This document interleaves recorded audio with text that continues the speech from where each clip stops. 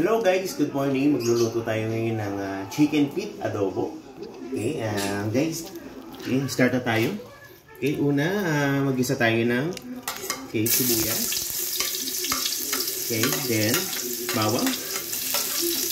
Okay, so sutayin lang natin guys. Okay, until lumabas yung kanyang aroma. Okay, then ilagay na po natin yung ating chicken feet. Okay, papo ng manok, no? So ito po guys, wala na po siyang kuko, no? Yes, malinis na po yan. Ayan.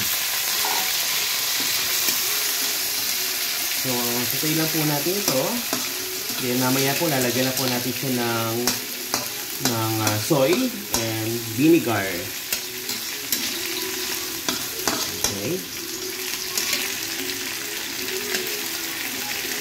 Okay, so set aside muna po natin siya a few minutes. Okay. Okay, at ngayon po guys, pwede na natin siya lagyan ng soy. Okay. Pwede natin siya lagyan ng soy guys. Then konting suka, no? Dato puti. Okay, ating kaibigang dato puti. Okay. Yan. So, set aside lang po natin guys. Okay. Until po na lumambot, no? Palambutin po natin yung ating chicken feet.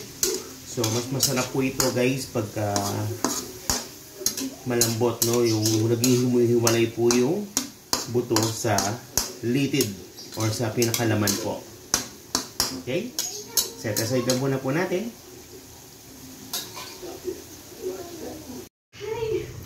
Okay guys, ito na po yung ating chicken feet adobo.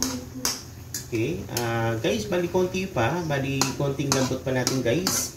Although pwede siya, pero kailangan pa po natin na palambutin po ng konti. Okay, so set aside lang muna po natin.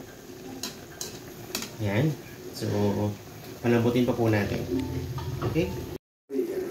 Okay guys, ito na po yung ating chicken feet adobo. So pwede na po ito guys.